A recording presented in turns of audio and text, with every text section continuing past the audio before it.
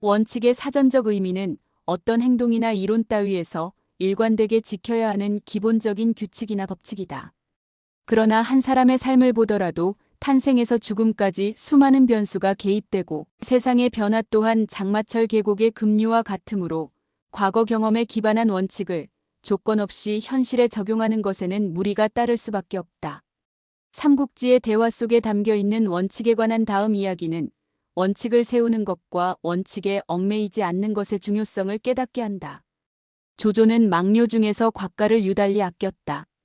어느 날 조조가 곽가의 식견을 칭찬하자 곽가 또한 학식과 실전 경험의 풍부함을 들어 조조를 칭송하였는데 조조가 그 말을 듣고 난 후 실전 경험이 많은 사람이 오히려 기본과 원칙을 잊어버릴 때가 많네.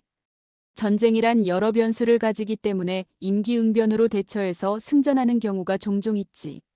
그래서 기본이나 원칙보다는 자신이 경험한 바를 따른다네. 그러나 원칙은 잊지 말아야 하네. 눈앞에 다급한 상황을 해결하려다 보면 더 큰 실수를 할 수도 있기 때문일세라고 말했다.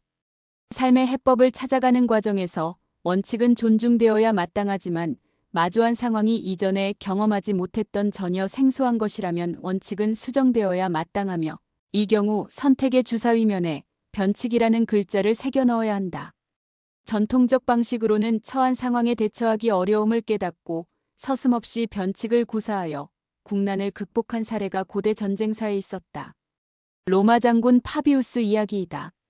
기원전 3세기 무렵 카르타고는 지중해를 둘러싸고 있는 여러 나라 중 최강국이었다. 특히 서지중해는 카르타고의 허락 없이 바닷물에 손을 담글 수 없다는 말이 있을 정도로 카르타고가 압도적 영향력을 행사하고 있었다.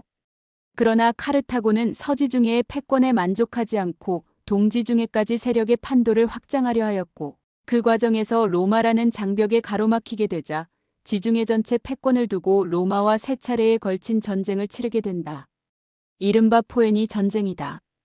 카르타고는 해상무역을 통해 부자 나라로 성장했으나 인구가 적어 부득이 외국 용병을 들여와 전시에 활용했다. 용병들은 기골이 장대하고 용감했지만 돈으로 고용된 만큼 충성도가 낮았고 보수나 복무 여건에 불만이 있으면 탈출하거나 반란에 가담하기 일쑤였다. 게다가 이들의 지휘관은 군사적 역량보다 부자가 선출되는 경우가 많았고 자주 경질되는 편이어서 군사 전문가로 보기도 어려웠다. 반면 로마군은 조그만 도시국가에서 시작하여 이탈리아 반도를 통일할 때까지 수많은 전투를 거쳐 전쟁 경험이 풍부하였고 충성도가 높은 직업군인들로 이루어져 카르타고 군대보다 모든 면에서 우세했다.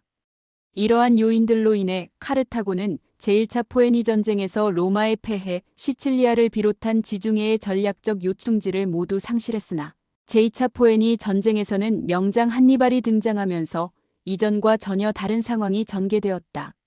한니발은 뛰어난 지도력으로 카르타고군의 이질적 요소를 제거하고 알프스 산맥을 넘어 로마의 배후를 공격하는 등 기상천외의 방법을 동원했으며 정보부대를 이용하여 적의 규모와 위치를 사전에 파악한 후 지형을 활용한 기습과 기만 전술을 펼쳤던 반면 로마군은 특별한 전술 없이 정면 대결하는 전통적 전투 방식을 고수했다. 결과는 로마군의 연전연패로 나타났고 북부의 주요 도시를 속수무책으로 빼앗기면서 총체적 난국에 빠졌다. 로마인은 한니발을 전쟁의 원칙을 무시하는 야비한 인물이라고 비난하였으나 그것은 패자의 자기변명에 불과했다. 위기감이 고조되는 가운데 로마 원로원은 퀸투스 파비우스 막시무스를 독재관으로 임명하여 한니발과 맞서게 했다. 파비우스는 기존의 전투 방식으로는 한니발을 이길 수 없다고 판단하고 정면 대결을 피하면서 소모전을 통해 상대방을 지치게 하는 특이한 전략을 구사했다. 이른바 파비우스 전략으로 불리는 이것은 당시 로마 장군이던 파비우스의 이름에서 유래된 것으로 이전에는 볼 수 없었던 변칙적 전략이었다.